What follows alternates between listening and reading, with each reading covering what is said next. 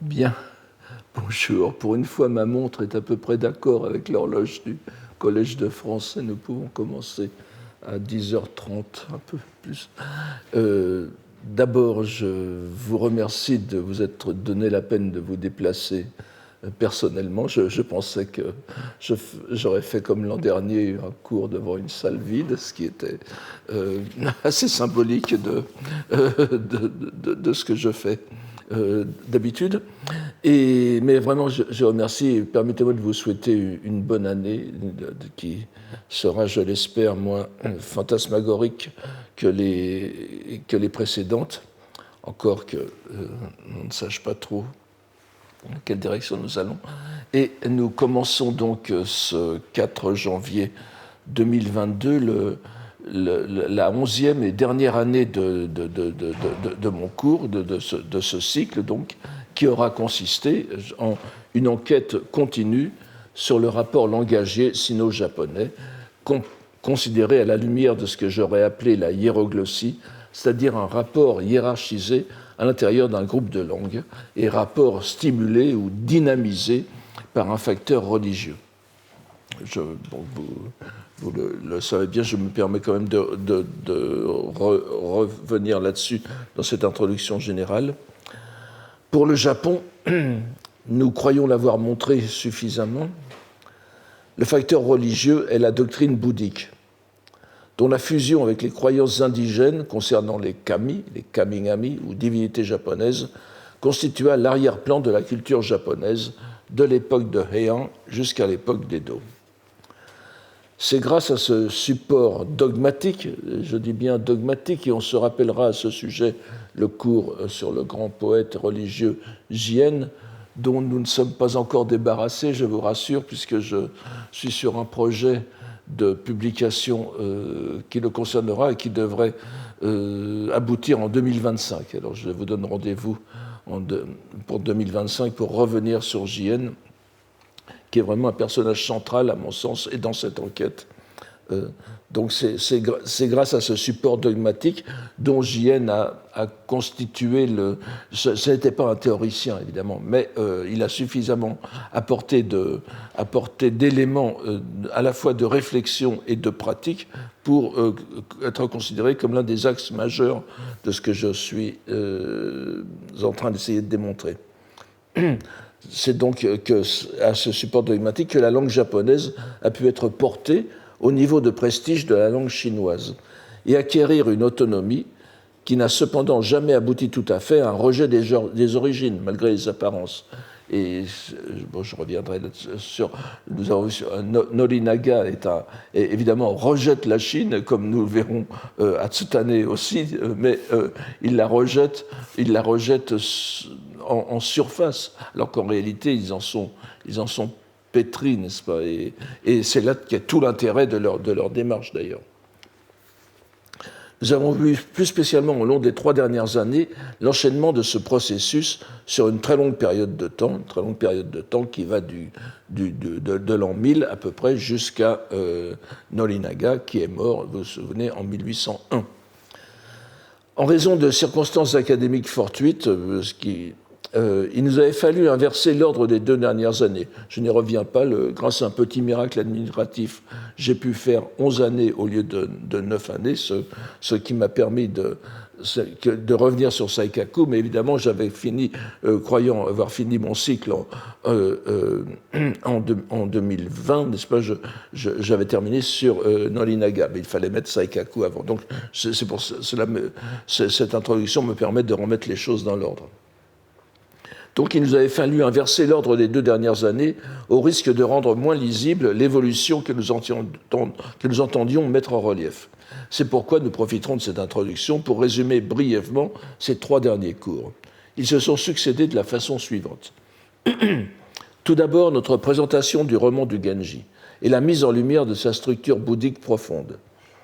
Nous avons cherché à montrer combien le bouddhisme était loin de ne jouer dans cette œuvre que le rôle d'un simple élément du décor, mais qu'il constituait la trame même de l'œuvre, cela en lien avec les idées de la romancière elle-même.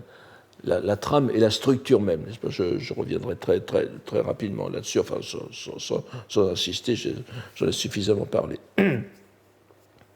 Ensuite, et c'est là que je remets les choses dans l'ordre, n'est-ce pas? Donc j'inverse les 2 dernières années. Notre attention, je fais donc comme si j'avais fait cette démarche logique, alors qu'en réalité j'ai mis la charrue avant les bœufs à cause de ces circonstances administratives. Donc ensuite, notre attention a porté sur un auteur et une œuvre qui, plus de 600 ans plus tard, après Murasaki Shikibu et le Genji, représente une étape décisive dans l'évolution que nous tentons de souligner. Il s'agissait du grand romancier Ihara Saikaku et de l'une de ses œuvres les plus curieuses, Le Grand Miroir des Galanteries, aussi connu sous le titre de Kōshoku Nidai-Otoko, ou Le Fils de l'ami de la volupté. Je vous donne simplement quelques petites références ici, en passant, n'est-ce pas? Alors, le fils de l'ami de la volupté, le Kōshoku Nidai-Otoko, le grand miroir des galanteries, le Shoen Okagami, n'est-ce pas? Alors, c'était le fils de l'ami de la volupté, puisqu'un artifice narratif en faisait la suite du grand succès de Saikaku, le Kōshoku Ichidai-Otoko, ou la vie d'un ami de la volupté. Je vous donne la scène de Ichidai-Otoko, n'est-ce pas, qui constitue la préquelle en quelque sorte du Nidai-Otoko, lorsque le héros va abandonner au Rokkakuji à Kyoto le Rokkakudo, l'enfant que vient d'avoir sa maîtresse, une courtisane. Et dans le premier livre, donc La vie d'un ami de la volupté, on ne parle plus du tout de cet enfant, et il le ramasse en quelque sorte dans le Nidai-Otoko. Quand je traduis Kōshoku par ami de la volupté, c'est pour faire court, n'est-ce pas? Je ne reviens pas là encore sur tout ce que je vous ai dit l'an dernier sur le terme de Kōshoku, qui va, je le rappelle, être repris par Norinaga. Kōshoku, donc l'amour de la forme, n'est-ce pas? Hirogonomi, lu en japonais. La lecture Hirogonomi est bien plus ancienne au Japon que Kōshoku, entre parenthèses, puisqu'on la trouve déjà dès l'époque médiévale. Hiro, c'est évidemment la forme, la belle forme, les femmes, l'amour, la volupté, le plaisir matériel, le visuel, le visible, comme support et stimulant du désir, n'est-ce pas? Donc c'est un terme, je ne reviens pas là-dessus, c'est un terme à la fois bouddhique et chinois traditionnel, mais qui s'est bien sûr au Japon chargé du sens bouddhique. Alors pour ce dernier titre, donc le Kōshoku Ichidai-Otoko, ou la vie d'un ami de la volupté, l'histoire moderne de la littérature japonaise en a fait l'une des œuvres majeures du roman bourgeois qui s'est développé à l'époque d'Edo et est considéré comme le précurseur de la littérature romanesque moderne, vous le savez tous, n'est-ce pas? Laquelle fut bien sûr avant tout largement influencée par les modèles occidentaux. Mais on s'est cherché aussi des ancêtres japonais, et évidemment Ihara Saikaku a tout de suite été dans la mire des historiens de la littérature. Et nous avons vu à ce propos que l'opinion du grand romancier du XXe siècle, Tanizaki Junichiro, qui a passé une partie importante de sa vie à traduire le Genji Monogatari, vraiment on peut dire que ce que je dis reflète plutôt mes idées que celles des spécialistes de Tanizaki Junichiro, mais si on regarde la vie de Tanizaki, la vie littéraire de Tanizaki, elle est rythmée par ces 3 traductions, ou ces 3 versions en tout cas, du Genji Monogatari. C'est très curieux, ce n'est pas un accident de publication, d'une entente avec un éditeur. Tanizaki a travaillé jusqu'à la dernière année de sa vie sur cette traduction du Genji. Donc c'était très important pour lui.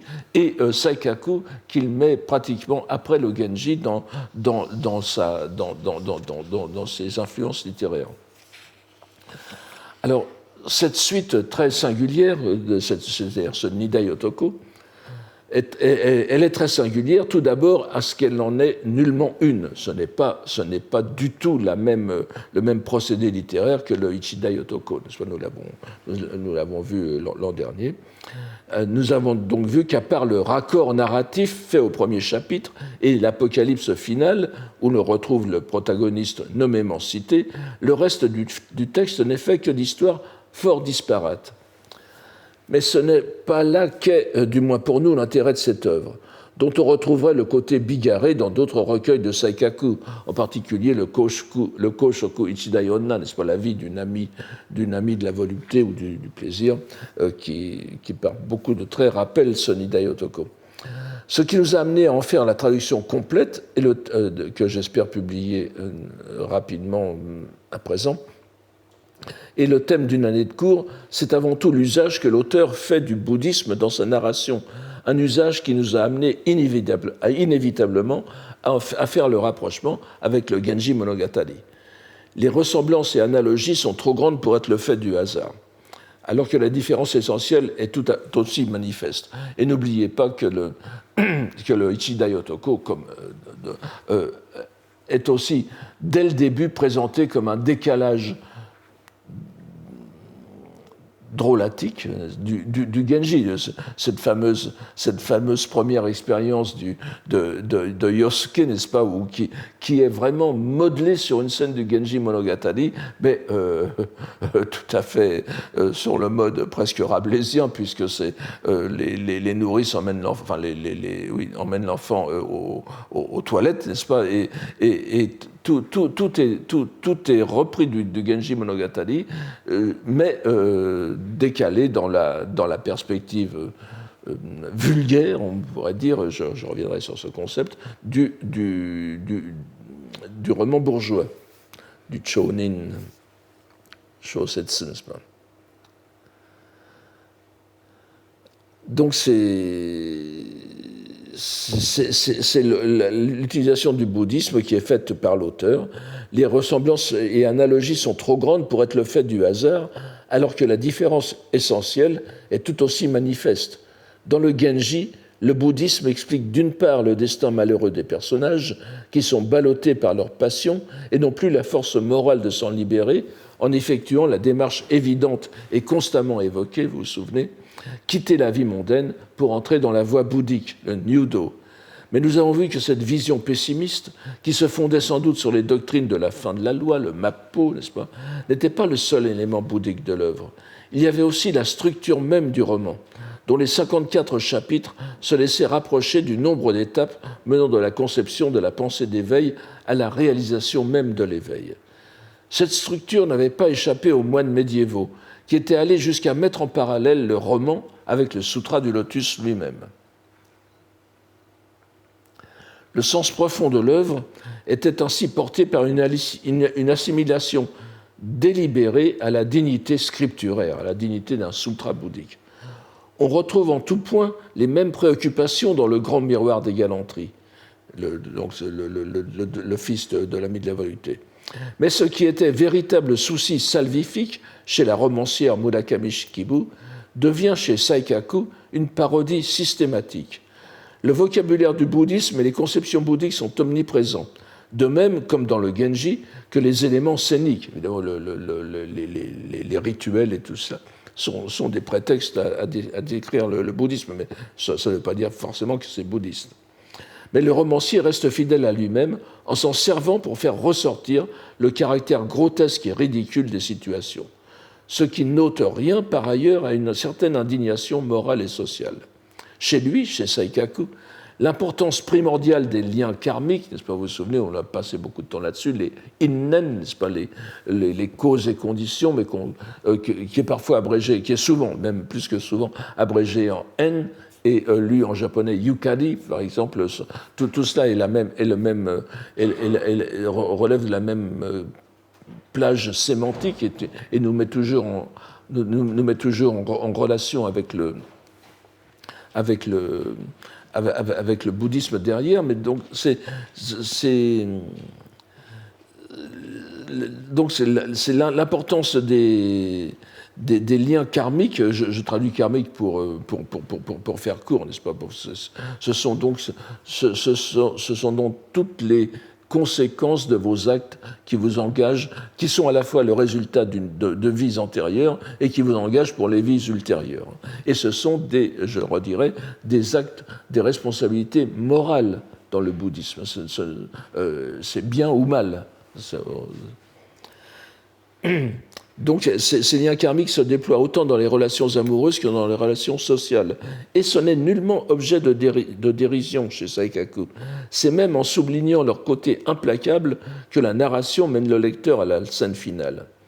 Nous avons vu en particulier dans le dernier livre de l'ouvrage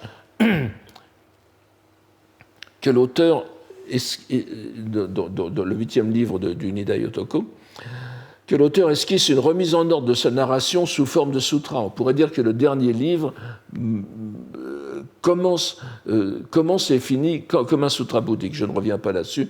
Et je vous montre par exemple cet extrait du premier chapitre du 8e livre, qui est vraiment un voyage dans les enfers, n'est-ce pas? Et on voit peu à peu le personnage remonter des enfers jusqu'à la terre pure. Et je pense avoir montré que ce n'est pas le fait du hasard, puisque c'est ainsi que le lecteur est mené à l'apocalypse finale. L'intrication des motifs religieux et des observations économiques procure à ce texte de Saikaku un ton unique que nous devions de mettre en évidence dans l'enquête qui nous intéresse. Comment devons-nous interpréter ce décalage parodique? Nous devrions tout d'abord y trouver une confirmation de notre lecture du Genji.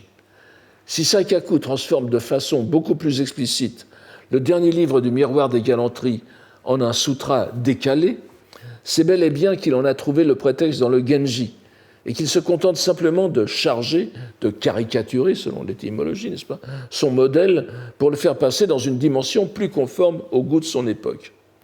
La référence sous-jacente au Genji n'est pas propre au Miroir des Galanteries, nous l'avons dit. Elle se trouve déjà de façon forte appuyée dans le Koshoku Ichidai Yotoko, de même que dans le reste des œuvres qui relèvent du genre Koshokumono. Ainsi, en embourgeoisant ses personnages et en parodiant la structure bouddhique de son modèle, Saikaku en reconnaît tout d'abord la pertinence. Il suit la lecture que nous avons voulu mettre en évidence dans notre cours, et qui est bien sûr la lecture dans les milieux bouddhiques, mais qui a été complètement occultée, enfin pas complètement, mais considérablement occultée dans la critique littéraire du Genji, parce qu'on a pensé que c'était une récupération du bouddhisme. J'essayais de montrer que non, c'est fondamental au roman lui-même. Mais il en reconnaît donc la pertinence, mais il se livre aussi à une double entreprise de remise au goût du jour. Sa vision des innen, donc, ou des liens causaux bouddhiques, est systématiquement ambiguë. Il adopte d'une part la notion traditionnelle dont l'utilité narrative est plus à démontrer dans les histoires de relations amoureuses, mais il accorde d'autre part une importance aussi grande, voire majeure, aux causes et conditions périphériques. Ce sont toujours des causes et conditions, n'est-ce pas? N'oubliez pas on en a parlé il y a très longtemps, mais les causes et conditions entraînent la rétribution, n'est-ce pas? Kao, les fruits et les fruits et les conséquences morales. Ka, c'est kudamono, c'est donc la production concrète de votre existence, et mukui, c'est la rétribution morale que va apporter cette renaissance. Donc, mais seulement vous avez le périphérique, ce que j'appelle le périphérique, c'est-à-dire ce qu'on appelle dans le bouddhisme les rétributions indirectes, n'est-ce pas? Eho, c'est-à-dire c'est le monde dans lequel vous êtes, et la société. Donc, on voit bien que chez Saikaku, les rétributions indirectes, en quelque sorte, qui sont celles qui relèvent du contexte social, prennent une importance bien plus grande que que dans le Genji. Il préfigure ici ce qui le préoccupera beaucoup plus intensément dans ses œuvres plus tardives. Vous savez qu'à la fin, dans le Edo, Taikura, etc., ce sont vraiment presque des romans. J'avais esquissé le parallèle avec les romans économiques, les Keizai Shosetsu, qui ont eu énormément de succès au Japon à partir des années 50, et Saikaku en est le précurseur. Donc, il montre donc l'importance primordiale des conditions économiques dans les relations sociales, même amoureuses. Il ne fallait certes pas être un observateur exceptionnel pour découvrir cette vérité en décrivant la vie des quartiers des plaisirs. Mais Saikaku se délecte à mettre en lumière la réalité qui se cache derrière le simulacre pseudo-romanesque, les lettres de serment, les grands engagements. Ici encore, on pourrait voir une vision mondanisée de la relation entre les deux vérités du bouddhisme, le Sokutai et le Shintai, la vérité vulgaire, phénoménale, la vérité d'enveloppement, comme dit le sanskrit, n'est-ce pas? Mais ce qui est derrière, la vérité authentique, absolue, celle que l'on découvre à travers le développement de la sagesse bouddhique.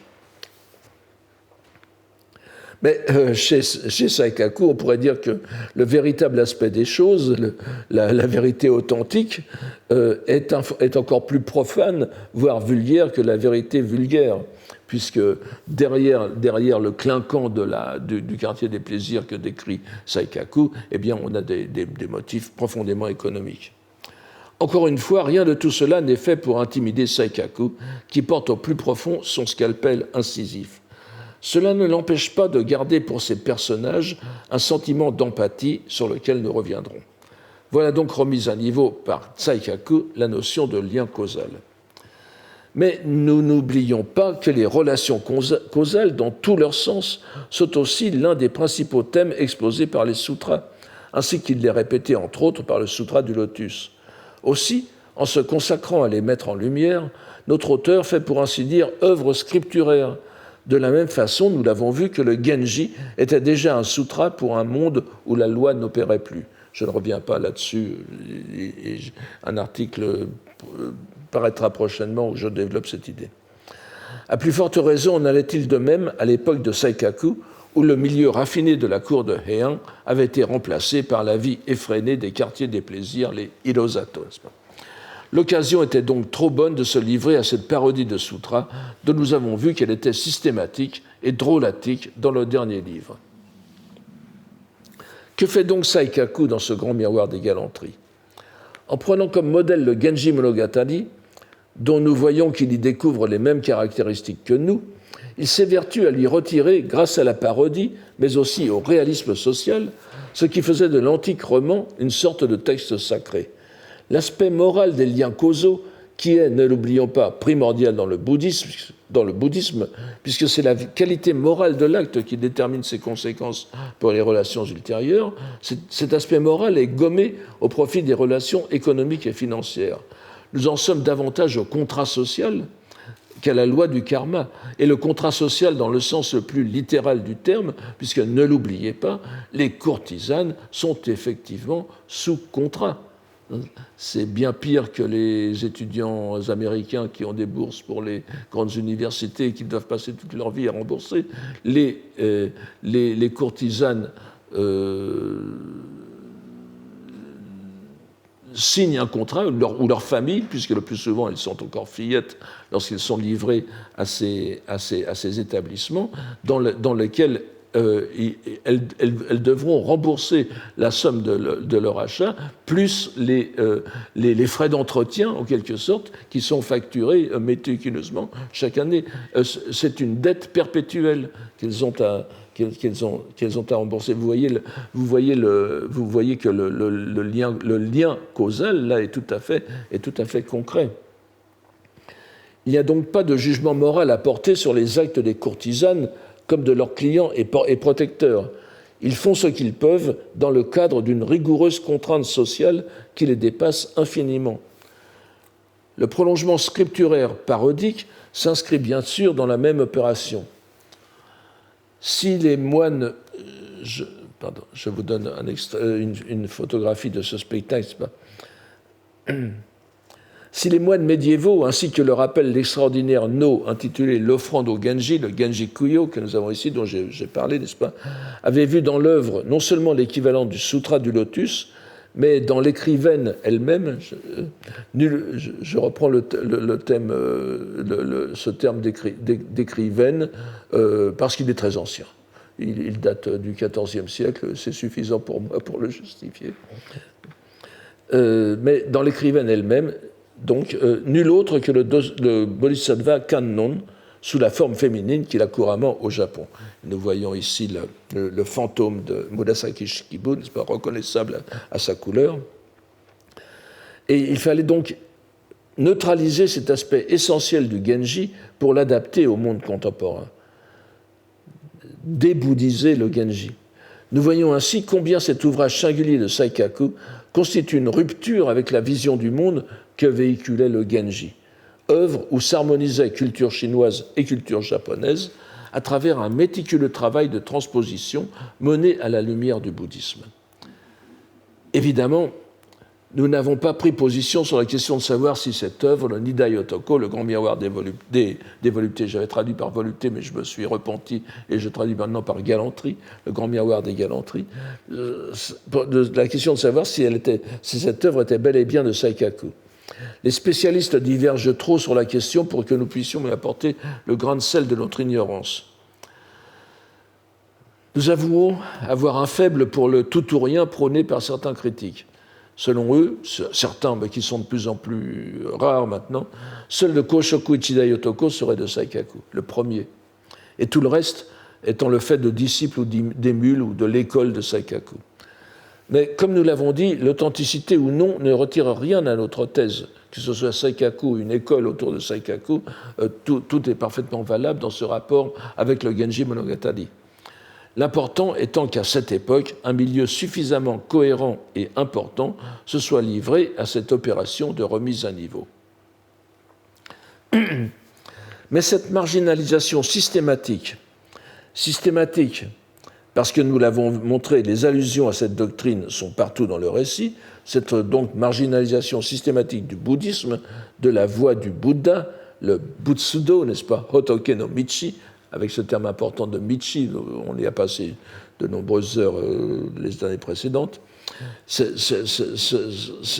marginalisation du Butsudo, de Hotoke no Michi, s'accompagne du surgissement d'une voie nouvelle dont nous avons vu l'importance pour la création littéraire de l'époque.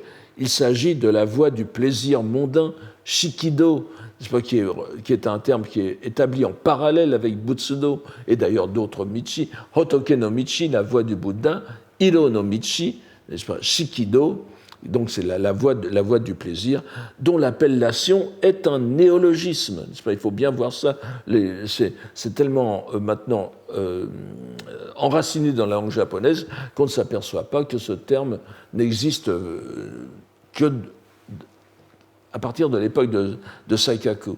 Ce n'est peut-être pas lui qui l'a inventé, c'est l'auteur du Shikido Okagami, une sorte de guide des quartiers des plaisirs, entièrement, une sorte de routard de routard des quartiers de plaisir du Japon, mais qui est entièrement comme le routard, centré sur les tarifs, les spécialités, etc.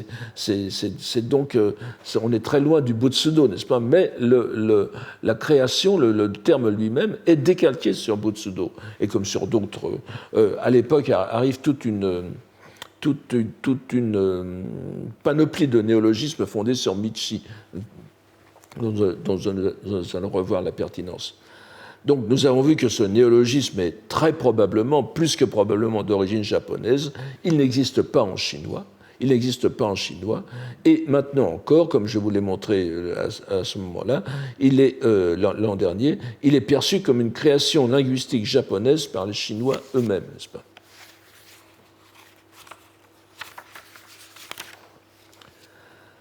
Quand bien même Saikaku n'en serait pas le créateur, il fut certainement le plus efficace propagateur de ce terme, qui offre le meilleur cadre conceptuel à son projet littéraire. Il est en effet manifeste, ainsi que le montre la lecture même de Shikido, n'est-ce pas? Shikido est une lecture bouddhique, une lecture neutre, enfin ou laïque serait Shokudo. Mais bon, autre que ça, des homophonies avec d'autres termes japonais plus communs, shiki, le terme de shiki le met carrément dans le bouddhisme. Et donc cette voie du plaisir sensuel est posée comme une alternative viable, il y a un jeu de mots, à la voie bouddhique. Elle est la voie dans laquelle peut se déployer la vision matérialiste des causes et conditions. Si vous voulez, de même que le Butsudo exprime la vision bouddhique des causes et conditions, le Shikido est l'espace de déploiement du Innen selon Saikaku. Elle est la voie dans laquelle une parodie de sutra telle que la développe Saikaku ne paraît pas déplacée. Et l'on s'aperçoit alors à quel point le projet littéraire de notre romancier est cohérent. Si son œuvre pouvait apparaître comme une désacralisation du Genji, elle constitue en revanche l'établissement d'un nouveau corpus scripturaire exposant la voie du plaisir. Il y a cependant un sentiment profond qui parcourait tout le Genji, dont Saikaku ne parvient pas à se débarrasser, si tant est qu'il en ait eu l'envie. Il s'agit de la compassion bouddhique, en sino-japonais, jihi, n'est-ce pas ? C'est le terme que vous retrouvez ici dans cette citation du Sutra du Lotus, n'est-ce pas ? Jihi. Que l'on lira en japonais, Itsukushimi awaremu, par exemple, et qui est ressenti constamment par l'écrivaine, par notre romancière Murasaki Shikibu, à l'égard de ces personnages soumis au flux des passions, bonno. Les bonno, donc ce sont les passions qui vous engagent dans le monde phénoménal, et Murasaki Shikibu fait montre constamment à la fois d'une admiration sans borne pour le Genji, qui est soumis on ne peut plus aux passions, mais elle a aussi une compassion, une commisération, un jihi à l'égard de ces personnages. La lecture que nous avons faite du roman de Saikaku montre que l'auteur éprouve pareillement, bien que plus discrètement, de la compassion pour ces personnages, surtout féminins, même s'il ne perd jamais l'occasion de relever de la façon la plus sardonique qui soit les préoccupations financières et matérielles qui motivent une grande partie de leurs actes. Mais je vous l'ai dit, et il le redit toujours, il revient toujours sur cet aspect d'enchaînement, n'est-ce pas, au sens le plus littéral, social, qui est le contrat qu'elles ont, n'est-ce pas ? Mais une question se pose alors tout naturellement. Autant la compassion de Murasaki Shikibu est compréhensible dans le cadre de la voie bouddhique qui est la sienne, au nom de quoi, en revanche, Saikaku peut-il éprouver de la compassion, puisque la voie du plaisir sensuel se justifie en elle-même, et que ceux qui la suivent sont éminemment responsables de leurs actes en un monde où la morale n'a plus de sens que comme réalisation des plaisirs. Il faut reconnaître que nous n'avons pas de réponse en l'occurrence, si ce n'est de constater en toute banalité que la compassion et la pitié est un sentiment naturel qui n'a pas besoin de justification dogmatique. Mais nous allons pourtant voir que cette question est loin d'être anodine. Il nous faut en effet passer à présent à l'œuvre de Motoori Norinaga, qui nous avait occupés entre l'année du cours sur le Genji et l'année sur Saikaku.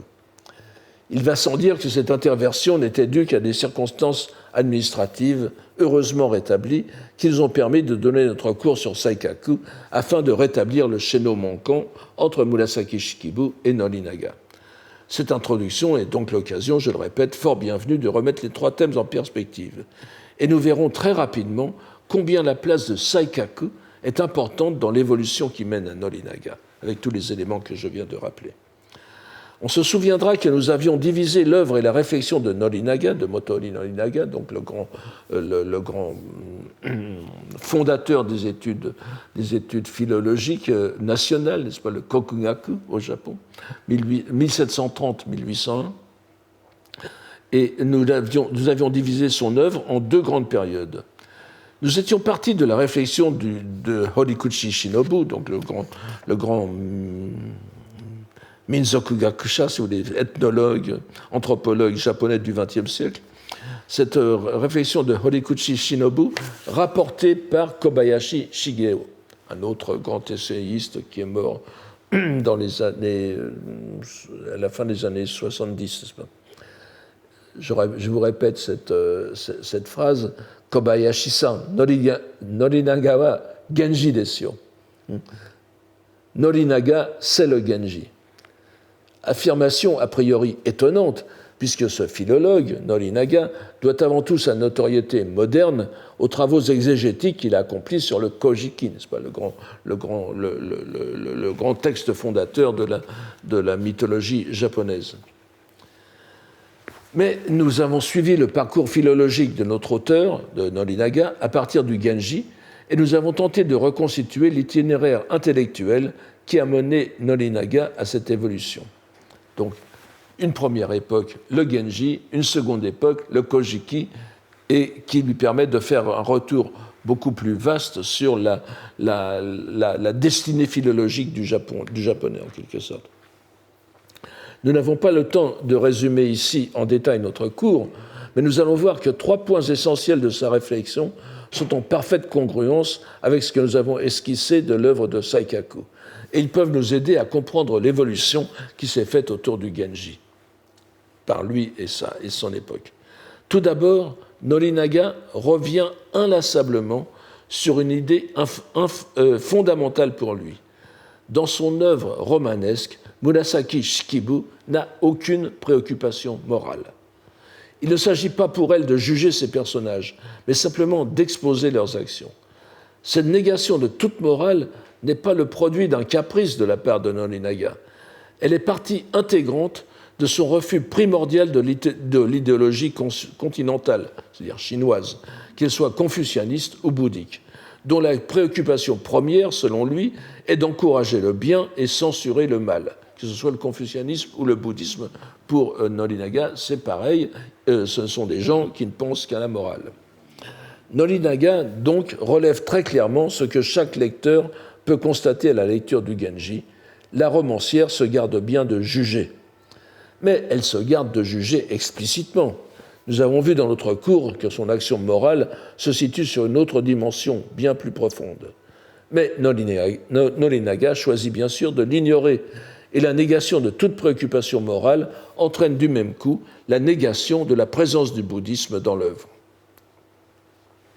Mais nous avons vu aussi que l'idée majeure de Norinaga, qui dirige toute sa réflexion, aussi frustrante qu'elle puisse nous apparaître par l'absence d'une définition formelle, est celle de la voie Michi, dont il retrace peu à peu l'origine jusqu'au monde des dieux. Il revient inlassablement sur l'idée selon laquelle la voie, sa voie, n'a rien à voir avec les voies continentales, qui se caractérisent par leur diversité, leur complexité verbeuse et leur inefficacité pour le Japon, quand bien même elles seraient utiles pour brider les facultés morales plus frustes des populations continentales. Je parle au nom de Norinaga ici, bien sûr.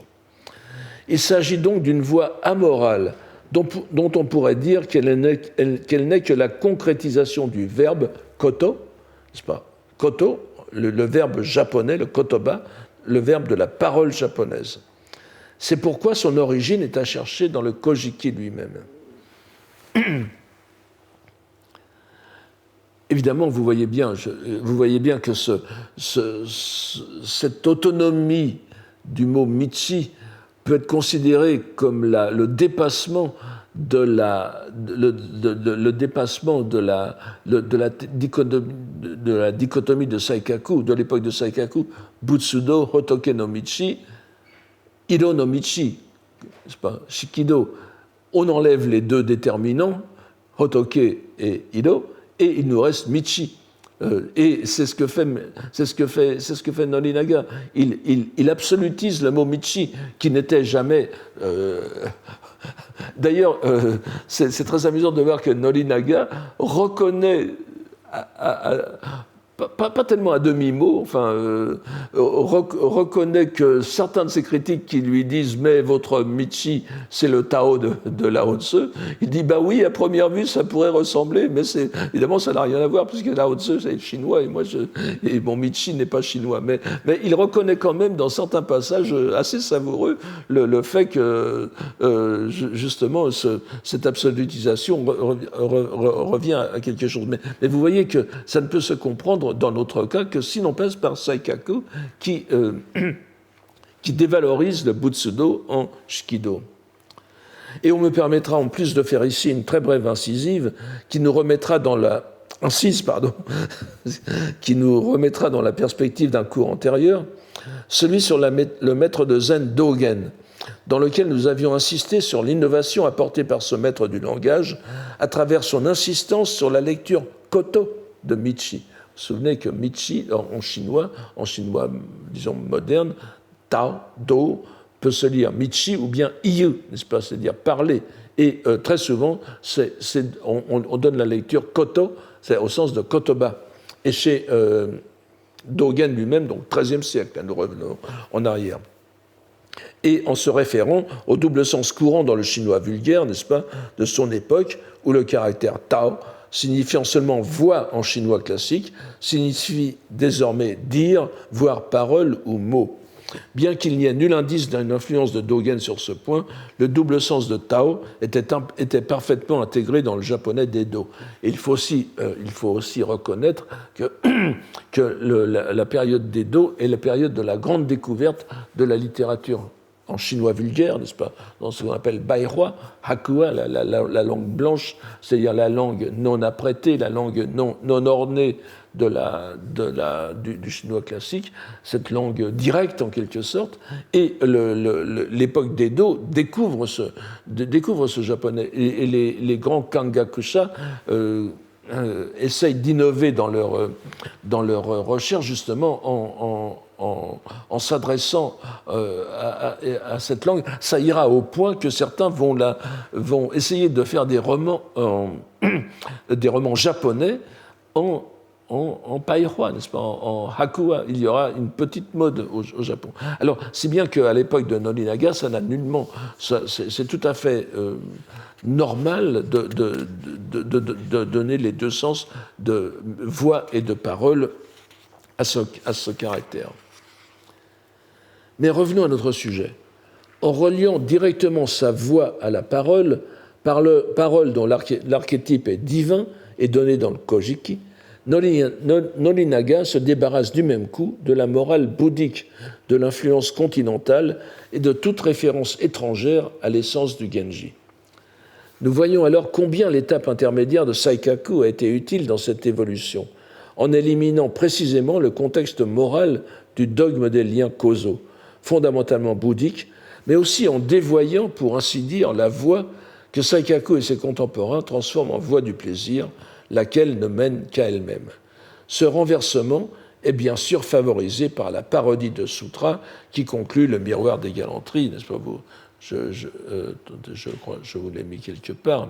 Voilà, nous avons ici une scène de sutra bouddhique, n'est-ce pas, de sutra de la terre pure, de renaissance en la terre pure. Sauf que vous voyez que le héros brûle, s'immole au milieu des lettres d'amour de ses maîtresses, dont on a bien compris tout au long du récit que c'est de la rigolade, n'est-ce pas ? Ce sont des simulacres, de lettres d'amour, simplement, qui sont la condition de l'engagement que prend l'amant à s'occuper des besoins matériels de sa pseudo-maîtresse, qui est en réalité une courtisane qui se vend à lui. Et donc, c'est en même temps une parodie, un rappel d'un passage du Genji Monogatari où, avant sa mort, le Genji brûle toutes ses lettres d'amour, qui étaient réputées plus sincères. Et bon, je ne vous parle pas de la suite du Bouddha Amida. Vous voyez que la personnalité c'est une grande étaïre, n'est-ce pas, une grande courtisane qui vient comme le Bouddha Amida, et que toute sa suite est constituée des courtisanes, des célèbres courtisanes de l'époque. Donc ce renversement est favorisé par la parodie de sutra qui conclut le miroir des galanteries. En supprimant la base dogmatique de la narration du Genji, la morale des liens causaux et la voie bouddhique qui la transmet disparaissent du même coup. Il était donc indispensable de passer par cette étape du roman bourgeois pour que Norinaga vienne combler le vide fort opportunément créé par Saikaku. Et l'on comprend ainsi à quel point l'étape du Genji était importante pour remonter ensuite à la source du Kojiki comme fondement de la parole. Mais il reste une dernière conséquence tout aussi importante de cette opération d'évacuation. Je reprends un terme bouddhique qui était utilisé dès le début du IXe siècle, n'est-ce pas, par Gishin, évacuer ku, n'est-ce pas, au sens verbal, donc du Genji, le rendre vide. L'une des notions élaborées par Saikaku à propos de ce roman, qui s'est répandu le plus largement dans les représentations modernes japonaises, avant de s'exporter dans le monde entier grâce à la vogue internationale du roman du Genji, c'est la célèbre locution Mono no Aware. Vous l'avez à la fin de la première ligne ici dans ce poème de Shunze, Mono no Aware. Ce terme, souvent traduit en dehors des cercles plus spécialisés par des expressions imagées telles que mélancolie des choses, poignance des choses, parfois aussi plus récemment par empathie, fait l'objet de nombreuses allusions et commentaires chez Norinaga, qui y voit donc la principale caractéristique du Genji. Vraiment, il a réussi à coupler les deux, Genji Monogatari, Mono no Aware, n'importe qui au Japon maintenant vous en reparlera, non seulement au Japon, mais en dehors du Japon. Il est tout à fait remarquable que chez lui, cette notion soit parfaitement autonome, c'est-à-dire qu'il ne la fonde sur aucun contexte moral ou idéologique. Il s'agit d'une relation que je pourrais appeler interactive, en manière de plaisanterie, entre l'auteur, le lecteur et les personnages littéraires. Elle est éprouvée par l'auteur ou par l'autrice, l'autoresse, à l'égard de ses personnages. Elle est éprouvée par les personnages entre eux, et elle est finalement éprouvée par le lecteur à l'égard des personnages. La parfaite autonomie dogmatique de cette notion a contribué à en faire ressortir l'originalité chez ceux qui l'ont reprise à satiété, en faisant une sorte de création singulière à considérer en soi. Et il faut reconnaître à Norinaga un talent tout à fait, un talent de persuasion. Vous savez, c'est un talent de persuasion qui est largement fondé sur la répétition. Chez Norinaga, nous en avons déjà parlé. Il répète constamment les mêmes choses en rajoutant. Il n'est pas tout seul, vous me direz, mais c'est en rajoutant à chaque fois des petits détails, mais on a bien cette idée. Et c'est effectivement le signe du succès herméneutique de Norinaga qu'il ait réussi à imposer durablement une telle notion, perçue désormais comme indissociable de la narration du Genji. Or, c'est précisément dans cette autonomie, cette singularité de surface que se révèle la ruse dialectique de Norinaga, qui se fonde entièrement sur la situation de dissolution herméneutique du Genji dont héritait son époque, une fois passée l'action de Saikaku. Car ce Mono no Aware, qui ne renvoie en effet qu'à lui-même dans le commentaire de Norinaga, et qui constitue effectivement une remarquable invention littéraire, une sorte de sentiment ou de réponse effective qui ne se produit que dans la lecture. Cette notion est en réalité, nous pensons l'avoir suffisamment montré, la simple décontextualisation de la compassion bouddhique. Et je vous en donne je vous en donne je vous donne très rapidement les indices la démonstration même, je dirais ici. Ce premier poème de Shunze, n'est-ce pas, Shunze, donc le grand poète japonais de la fin du XIIe siècle, qui est le père de Teika, et qui, ne l'oublions pas, est aussi un grand moine du Tendai. C'est un religieux du Tendai qui a fait un traité, encore une fois, un peu frustrant, comme beaucoup de textes théoriques japonais, puisque ça démarre très fort, et puis ensuite l'auteur apporte des démonstrations concrètes à sa première théorie, mais sans élaborer, donc en donnant au lecteur le soin de le faire. Mais Norinaga cite lui-même, à propos du Mono no Awade, ce poème de Shunze. Shunze, donc, moine bouddhique Tendai poète, n'est-ce pas ? On ne peut pas lui ôter ça. Mais évidemment, Norinaga fait comme si de rien n'était. Alors, où il décrit, et vous voyez, Koise Zumba, Shito wa kokoro mo nakanamashi, Mono no Awade mo sore yori zo shiru. Si on n'est pas amoureux, eh bien, il ne restera rien, il n'y aura plus rien du cœur chez les humains. Et Mono no Awade, ce que Norinaga emploie dans son sens ici, n'est-ce pas, parce que, eh bien, c'est à partir de là, Sore yori zo shiru, c'est à partir de l'amour que l'on comprend le Mono no Awade. Alors, qu'est-ce que ça veut dire ? C'est Shunze. Eh bien, on le sait, si on regarde d'autres poèmes de Shunze, et en particulier Shunze, grand moine du Tendai, grand poète, donc poète et moine du Tendai. Que fait un poète moine du Tendai ? Il fait des shakkyoka, n'est-ce pas ? Il fait des poèmes à thème bouddhique, et en particulier des poèmes à thème bouddhique, où il explique en termes poétiques ce qu'il pense être la vérité du Sutra du Lotus en particulier. Et nous avons justement ce poème de Shunze qui est fondé sur un passage du Sutra du Lotus que je vous donne ici, n'est-ce pas ? Daijishi no chikara o motte shujo shite kuno o doseshimo, on peut dire comme ça, que de par la force de sa compassion, il délivre les êtres de leurs souffrances, de leurs affres, n'est-ce pas ? Et vous voyez que vous avez ici deux termes importants, vous avez shujo et vous avez jishi.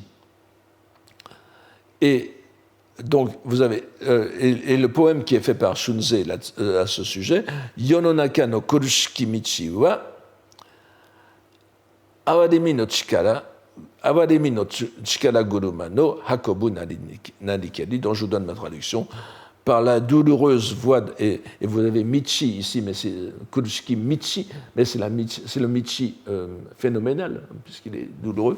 Eh bien, ce qui permet de le faire traverser, c'est le puissant chariot de la Awademi, n'est-ce pas ? Et vous voyez que Awade, Awademi n'est que la forme verbale de Awade, est bien employé pour transcrire le sino-japonais jishi, la compassion bouddhique.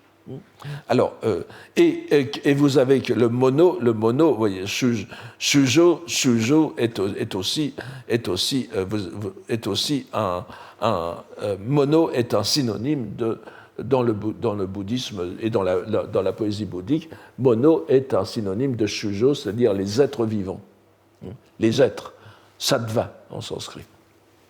Donc nous avons bien ici, chez Shunze, nous avons à la fois le point de contact entre Norinaga et Mono no Awade et Shunzei, n'est-ce pas, c'est Norinaga, c'est pas moi qui suis allé plaquer ça, c'est Norinaga lui-même qui cite Shunzei, n'est-ce pas, simplement, et bien sûr, il ne va pas dire, ah oui, cette grande notion bouddhique qu'est la compassion, non, mais il va la prendre, il va la décontextualiser, comme je vous l'ai dit,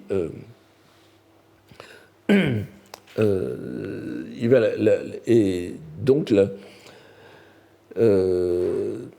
alors il n'y a rien de très novateur à mettre la compassion bouddhique au nombre des réactions possibles à la lecture du Genji, et nous avons vu quel est le fait de la romancière elle-même. Mais en revanche, le Mono no Aware de Norinaga nous frappe par son originalité qui provient du retranchement de tout contexte qui lui redonnerait sa signification primordiale. Ce Mono no Aware hors contexte, qui n'est plus qu'une locution littéraire, ou plutôt une parole, koto, ne renvoyant qu'à la langue même, est en parfaite harmonie avec le Michi, la voix du même Norinaga, qu'il a réussi, contre toute vraisemblance historique, à isoler complètement des voix continentales pour en faire une singularité japonaise. Singularité précisément parce qu'elle n'a aucun caractère moral. Ce n'est pas une voie qui mène à l'éveil, ni à l'amélioration personnelle, et pourtant ce sera forcément la voie du bon gouvernement. Mais laissons pour l'instant la question de côté, car nous la retrouverons au fil des leçons avec nos autres auteurs. Nous pensons donc avoir remis en perspective la suite Genji, Saikaku, Norinaga. Cette disqualification plaisante du grand roman japonais qu'était le Genji, qu'est toujours le Genji, par Saikaku, sera finalement couronnée à la génération suivante, celle de Norinaga, par la parution du roman feuilleton, pourrait-on dire, puisqu'il est paru en livret. Vous voyez, ça c'est le Junihen no Shita, c'est le 12e fascicule. Ce roman feuilleton qui est intéressant, qui est intitulé le Genji rustique de la pseudo-Murasaki, vous l'avez ici, Nisei Murasaki, Nisei Murasaki no, excusez-moi, Nisei Murasaki Inaka Genji, n'est-ce pas? Donc le Genji rustique de la pseudo-Murasaki. Et vous voyez un peu l'aspect un peu thénardier des personnages, surtout les vêtements de l'héroïne ici, qui sont on ne peut plus rustiques, n'est-ce pas?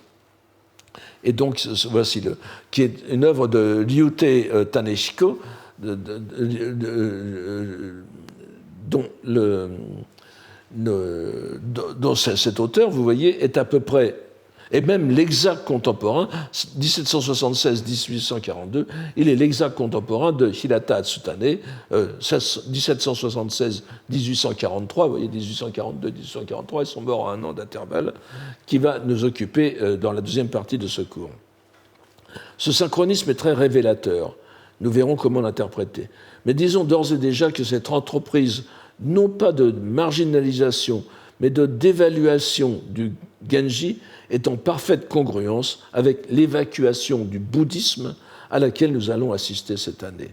Tant il est vrai que les Japonais ont toujours été conscients de la dimension bouddhique du Genji Monogatari. Ici encore, une courte digression s'impose. Si Ryutei, l'auteur du Inaka Genji, parsème son œuvre de poèmes, comme le Murasaki Shikibu le faisait du Genji, conformément à sa parodie, il ne s'agit plus de waka, mais de haïku. Et là aussi, on voit à quel point le haïku, alors c'est une opinion personnelle, mais est une dévalorisation du waka. Et n'oubliez pas que Saikaku est peut-être plus connu à son époque et plus apprécié des milieux littéraires comme auteur de haïku que de Koshoku Monogatari, n'est-ce pas? Et que les haïkus de Saikaku appartiennent à une école de haïku populaire, en quelque sorte, hein, et pas du tout de haïku littéraire. Ce changement est très important. N'oublions pas, nous l'avons dit et répété tout au long de ces années, que le waka est un genre poétique que l'on pourrait dire sacrato, comme Dante parlait de son poème.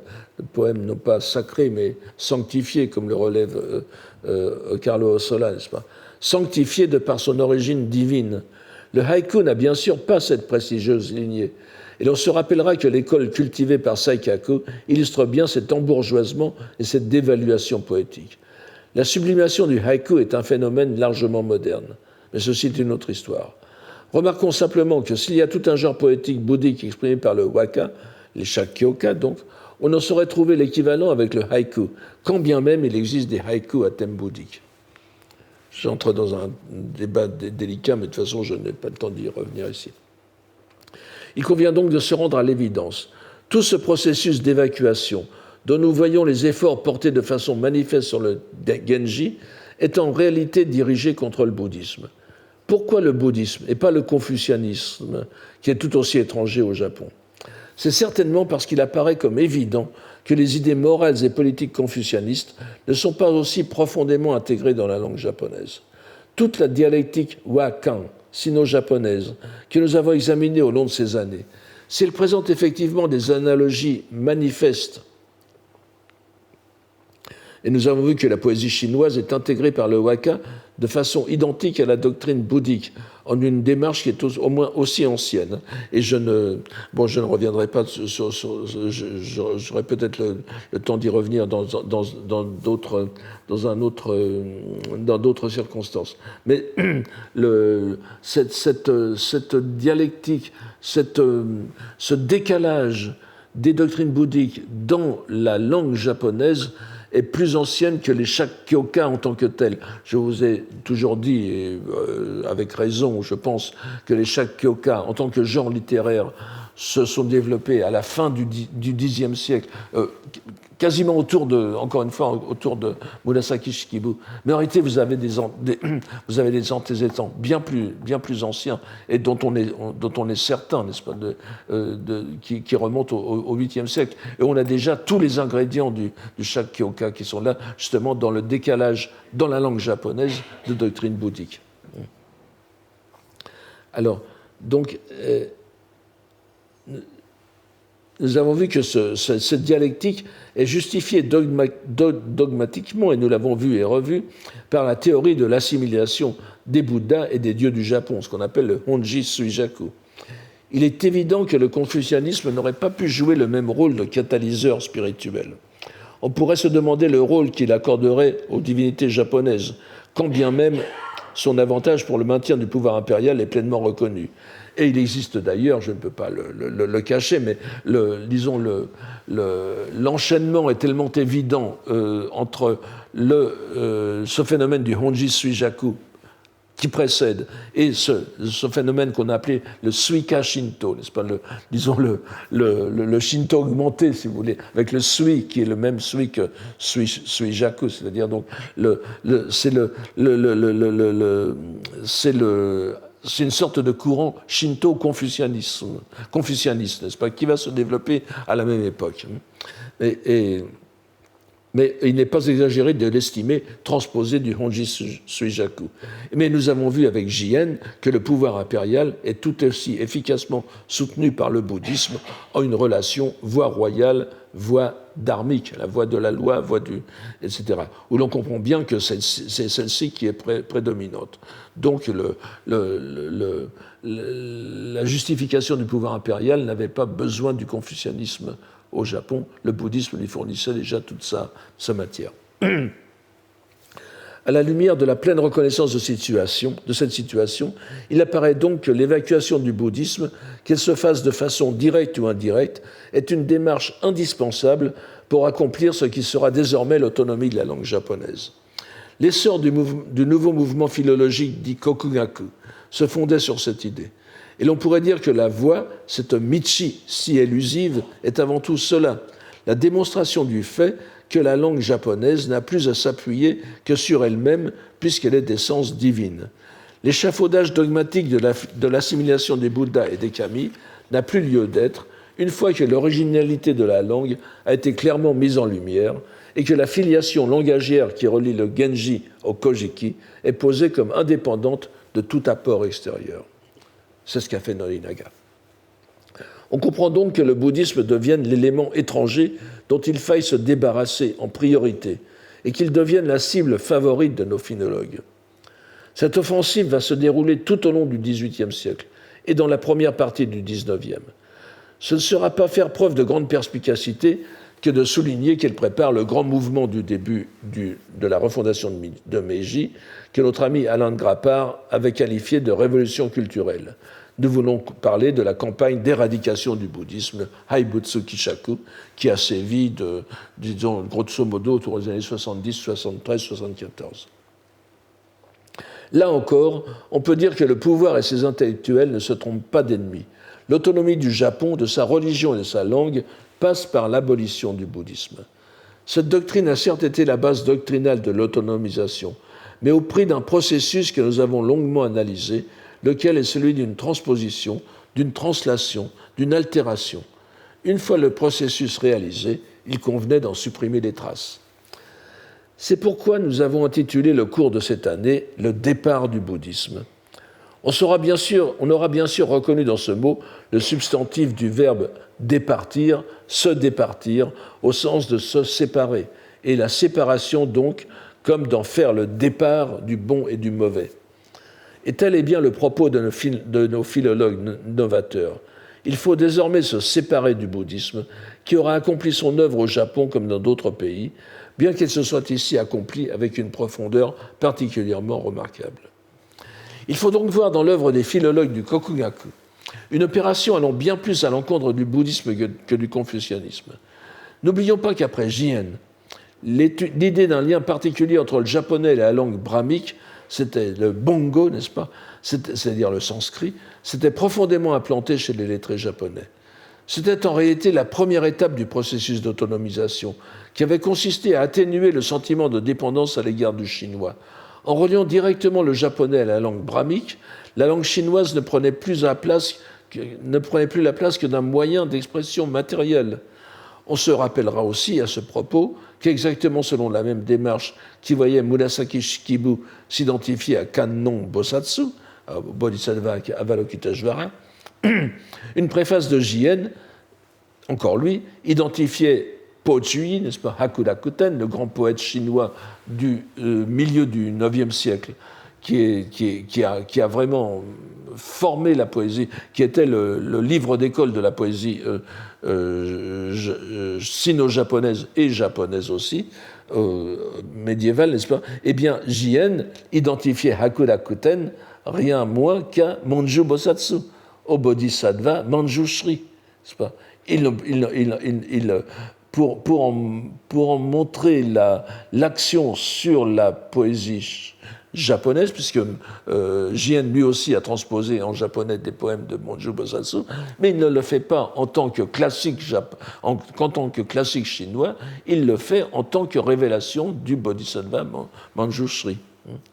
Les belles lettres aussi, donc, les plus authentiquement chinoises, je ne nie pas bien sûr tout le côté bouddhique de Po Chui, on en a déjà suffisamment parlé, mais donc les belles lettres les plus authentiquement chinoises ne valaient que par nature foncière bouddhique. La dette de la langue japonaise à l'égard du bouddhisme était trop forte et pérenne pour que des philologues nationaux la prennent à la légère. Mieux valait l'annuler si l'on tenait à voir la langue de l'Empire se déployer dans toute son indépendance, ne devant son existence qu'aux dieux du Japon. Cette intention primordiale va se révéler au cours du XVIIIe siècle.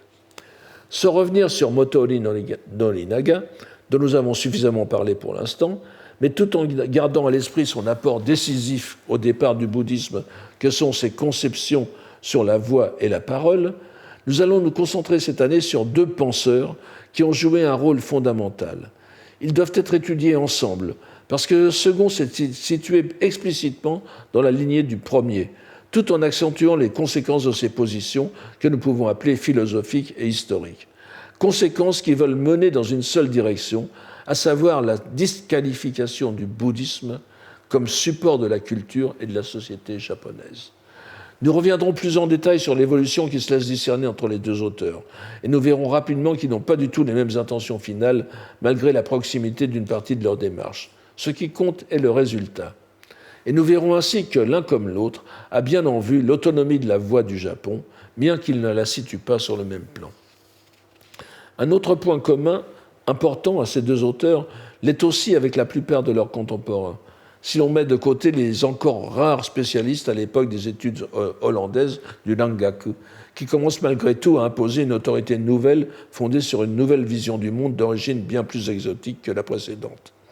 Un autre point commun est donc que l'on se trouve en présence des derniers penseurs qui s'appuient essentiellement, presque exclusivement, sur le fond traditionnel japonais. Leurs réflexions s'élaborent sur des sources disponibles pour tous les lettrés. Leur œuvre est le fruit d'un traitement personnel de matériaux collectifs, c'est-à-dire qu'elles sont un développement japonais mené indépendamment d'influences occidentales, du moins d'influences explicites. Il ne faut peut-être pas trop exagérer quand même. Il se peut aussi que les deux aient tenu à les taire, ces influences occidentales, je pense en particulier au second, Hatsutane, pour des raisons politiques.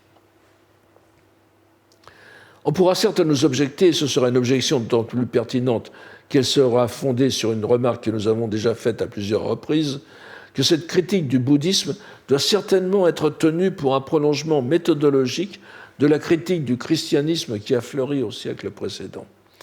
La prise de conscience de la nature étrangère du bouddhisme a sans aucun doute été stimulée par la polémique antichrétienne. Mais le fait est que le christianisme est presque complètement absent de la réflexion anti-bouddhique et anticonfucianiste du XVIIIe siècle, notamment des textes qui vont nous occuper. Cette absence est remarquable et démontre à notre avis la volonté de rester délibérément dans les cadres conceptuels traditionnels du Japon et de rendre la critique plus efficace encore en la faisant surgir des sources traditionnelles et des méthodes exégétique traditionnelle, par la mise en œuvre d'un jugement fondé lui aussi sur une réflexion interne, et pas une réflexion interne et, ajouterons-nous, menée effectivement dans un cadre traditionnel, puisque nous nous retrouvons en ces dernières années où les lettrées japonaises jouissent encore de la capacité de penser selon des catégories qui ont informé leur vision du monde depuis la plus haute antiquité. Nous allons voir en effet que le point de départ des deux auteurs sera le genre fort ancien de l'essai sur les trois doctrines, les Sangyo, n'est-ce pas, j'y reviendrai la semaine prochaine, inauguré au Japon de façon éclatante par Kukai dès la fin du 8e siècle. La grande différence sera bien sûr que le recours à ce cadre va mener cette fois à son éclatement et à l'évacuation du bouddhisme, encore une fois, au départ du bouddhisme, alors que jusqu'alors, ce genre avait eu pour but de montrer la supériorité de cette doctrine sur les deux autres. Nous verrons au prochain cours comment ce retournement va s'effectuer. Et je vous remercie de votre attention pour aujourd'hui. Et je suis désolé d'avoir encore dépassé de 10 minutes. Je pensais ne pas le faire. Merci.